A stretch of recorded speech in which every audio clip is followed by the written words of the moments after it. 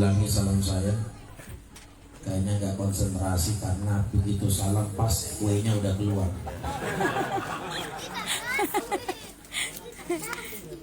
Nanti pertemuan berikutnya kalau kamu udah datang bagiin kuenya dari awal biar nggak ganggu konsentrasi penceramahnya. Betul. Itu cara menyajikan kegiatan yang paling sempurna biar insya Allah inti dari acara kita ilmunya kita bawa pulang ke rumah. Yang kedua, Bapak Ibu, saya mesti harus mengulangi salam saya karena salam ini pernah ketika Nabi berjalan bersama dengan istri beliau, tiba-tiba rombongan pemuda kafir memberikan salam kepada Rasul yang tidak semestinya salam yang seperti kita ucapkan dalam kehidupan kita sehari-hari. Beliau mengucapkan kalimat Assalamualaikum ya Muhammad. Mendengar kalimat ini, istri Rasulullah sallallahu alaihi wasallam marah. Lalu kemudian menjawab, antum assalamualaikum laknatullahi alaihi. Nabi hanya tersenyum. Ini kan maknanya halal bihalal itu menaburkan maaf. Ya. Sementara untuk menjadi contoh pemaaf yang paling terbaik adalah Rasulullah Muhammad sallallahu alaihi wasallam. Nabi ketika diberi salam dengan ucapan kalimat Assalamualaikum ya Muhammad, redaksi bahasanya sangat mengejek Nabi. Redaksi bahasanya sangat memperolok-olok Rasulullah karena tidak mengucapkan kalimat Assalamualaikum tetapi berucap dengan kalimat Assalamualaikum ya Muhammad. Tapi istri beliau manusia biasa, bukan malaikat. Ya. Manusia itu memang diciptakan oleh Allah Subhanahu wa Ta'ala untuk mencontohi manusia. Sangat sulit memang untuk mencontohi malaikat, Pak. Malaikat itu tidak punya akal dan tidak punya nafsu. Malaikat itu tidak makan, tidak minum. Sama pangkat dan jabatan tidak butuh. Manusia butuh dunia, butuh segala-galanya. Maka kalau kalimat untuk memerintahkan manusia disuruh beri contoh kepada sesama manusia, itu perintah masuk akal. Tapi kalau manusia disuruh beri contoh kepada malaikat, perintahnya tidak masuk akal. Maka karena istri Rasul itu bukan malaikat, dia hanya manusia biasa, dia punya batasan-batasan jiwa. Ada marahnya, ada emosionalnya. Maka ketika istri Nabi marah, Rasul hanya tersenyum sambil berkata, kalau ada orang yang telah memberikan salam kepada kalian dengan ucapan salam yang mengejek, dengan kalimat Assalamualaikum ya Muhammad, jangan marah, taburkan maaf. Jangan marah dengan kalimat itu Assalamualaikum ya Muhammad, tapi cukup engkau menjawab dengan kalimat Waalaikum kepadamu juga. Maka Bapak Ibu kalau menjawab salam bunyinya bukan Waalaikumsalam, karena mimnya di situ semestinya dia harus dhammah, bukan sukun. Jadi bunyi salamnya Assalamualaikum warahmatullahi wabarakatuh, mesti dijawab Waalaikumsalam, bukan Waalaikumsalam. Bunyinya Waalaikumsalam. Kenapa mesti kalimatnya mu bukan kum? Karena jamaah dimuliakan oleh Allah, bahasa Arab itu pengertiannya salah arti, salah baca, berdosa. Itu sama dengan mengejek Rasulullah Muhammad SAW. Terdapat dalam kitab Riyadhus Shalihin jilid 2. Assalamualaikum warahmatullahi wabarakatuh. Waalaikumsalam warahmatullahi wabarakatuh. Yang tidak makan nyimak betul.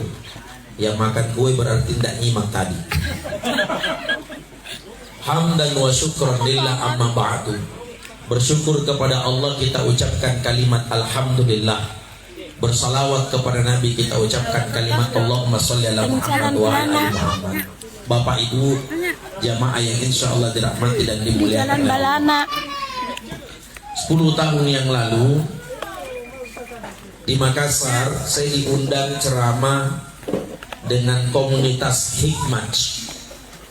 Hikmat itu singkatan dari Himpunan Kerukunan Masyarakat Jawa. Ada toh? Ya. Tidak mungkin Ustaz ngomong sembarang.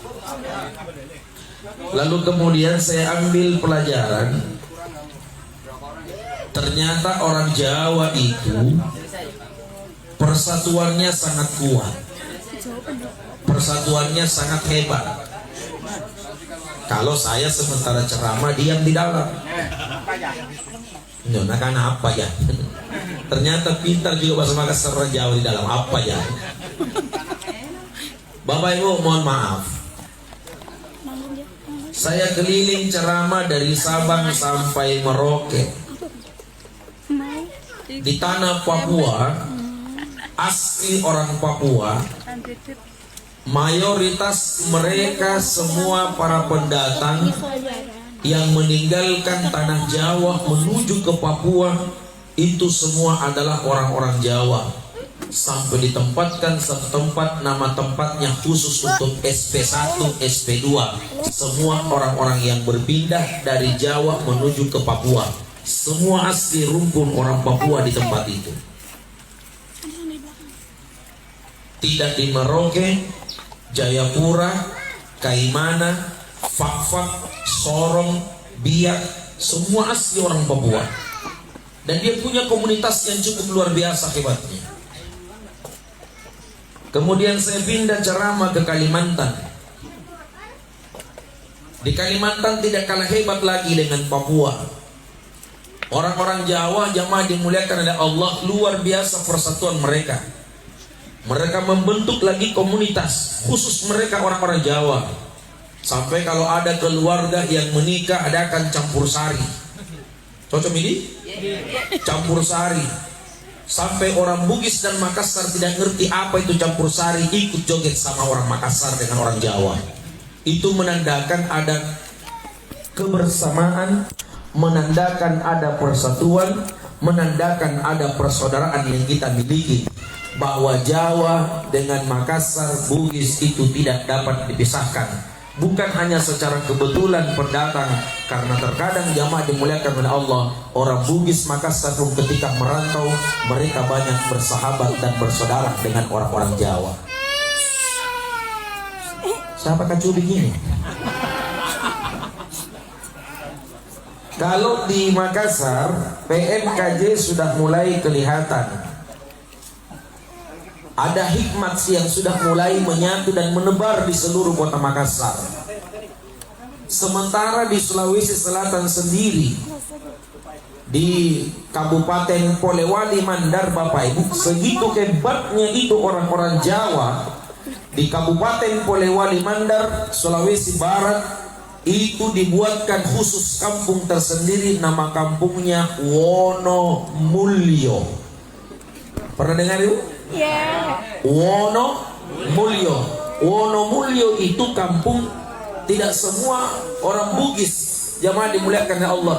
Yang membuat nama kampung itu Wonomulyo bukan orang Bugis, bukan orang Mandar, tetapi kampung itu dianggap hebat jamaah dimuliakan oleh Allah karena mereka orang-orang Jawa pendatang di tempat itu, mereka berkumpul.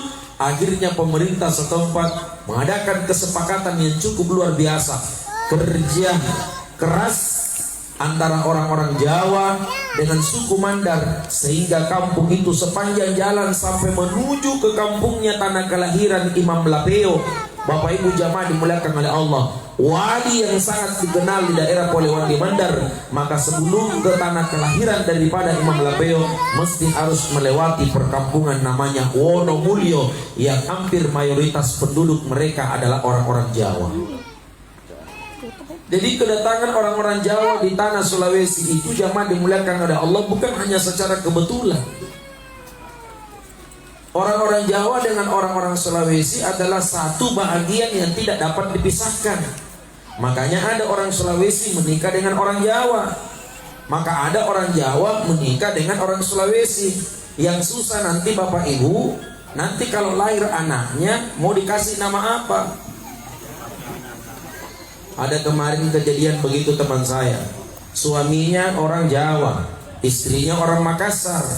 Lahir anaknya pusing, bapaknya mau kasih nama Hartono, mamanya nggak mau pakai, harus pakai bahasa Makassar.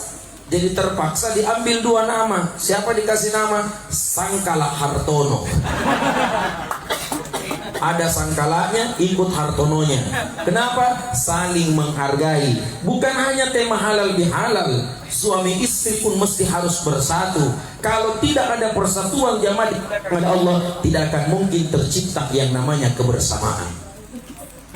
Bapak Ibu jamaah dimuliakan oleh Allah. Kenapa PNKJ ini bisa terlaksana, adakan kegiatan halal bihalal? Bukan satu orang yang berpikir Pak untuk kegiatan ini. Kalau hanya satu orang untuk berpikir, saya yakin acara itu tidak akan bisa sukses. Tapi karena yang berpikir itu banyak, yang berpikir adalah mereka yang terlibat, yang berpikir adalah mereka yang mau kerjasama, yang berpikir adalah mereka yang mau bersaudara, sehingga terbentuklah acara halal bihalal dalam kegiatan kita. Karena kita semua berpikir, jamaah dimuliakan oleh Allah. Yang berpikir mungkin ada yang punya uang, yang berpikir barangkali tidak punya uang, tapi ada semangat dalam bekerja. Karena menciptakan suasana acara halal bihalal, tidak melihat siapa yang banyak uangnya, tidak melihat apakah dia terpandang orang kaya, tetapi jamaah dimuliakan oleh Allah, bagaimana semangat bekerja kita sehingga kegiatan halal bihalal bisa kita laksanakan dengan baik. Itulah makna dibalik kalimat halal bihalal.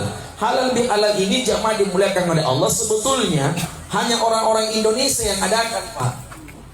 Negara tetangga kita, Malaysia, tidak ada halal bihalal. Tidak pernah ada halal bihalal di Malaysia. Di Singapura tidak ada halal bihalal. Di Mekah tidak pernah ada halal bihalal. Satu-satunya negara yang melaksanakan kegiatan sesurat hari raya Idul Fitri adalah Indonesia. Mulai dari Sabang sampai Merauke, Jawa juga termasuk di dalamnya. Mereka membuat kegiatan halal bihalal. Halal bihalal ini ada maknanya. Kenapa dibuat kalimat ini jamaah dimuliakan oleh Allah? Menghalalkan sesuatu yang pernah terjadi keharaman dalam diri kita. Apa makna dibalik daripada halal bihalal? Kalau ada orang yang pernah kita sakiti hatinya, itu haram. Kalau ada orang yang pernah kita cerita kejelekannya, itu haram. Kalau ada orang yang berusaha untuk memutuskan tali silaturahmi, itu adalah bagian daripada haram. Maka halal bihalal hadir jamaah dimuliakan oleh Allah, mempersatukan sesuatu yang pernah terputus dalam kehidupan kita. Maka filosofi hidup yang harus kita contohi adalah hiduplah seperti contohi jarum, Pak. Jarum itu hebatnya, dia mampu menyatukan yang sudah berpisah. Tetapi jangan pernah mencontohi hidup seperti gunting yang selalu memisahkan orang yang sudah bersatu. Itu makna daripada kalimat halal bihalal kita. Bapak Ibu, Bapak Ibu. Yang kedua, halal bihalal itu hadir jamaah dimuliakan oleh Allah. Ayat sudah diangkat oleh Pak Ustadz tadi yang mengaji. Ini Pak Ustadz mengaji, ini penghafal Al-Quran, Pak. Ustadz Asrijal, SPDI, imamnya Bank Mandiri. Ini kalau mengaji ini memang suaranya luar biasa. Iya, hebat hafalannya. Tapi saya hanya berharap kepada panitia, biar hebat hafalannya, tolong kalau sebentar selesai ceramah tandai amplopnya, yang mana amplopnya penceramah, yang mana amplopnya mengaji. Karena pernah saya ceramah tertukar itu amplop. Amplopnya penceramah diambil yang mengaji, amplopnya yang mengaji diambil penceramah. Untungnya aku tahu nomor teleponnya yang mengaji. Bapak Ibu jamaah yang insya Allah dirahmati dan dimuliakan oleh Allah. Di dalam Al-Quran, beliau tadi Ustadz Asrijal sudah sampaikan, wasari'u. Ayat yang diawali dengan kalimat wasari'u berarti Allah memerintahkan kita untuk bersegera.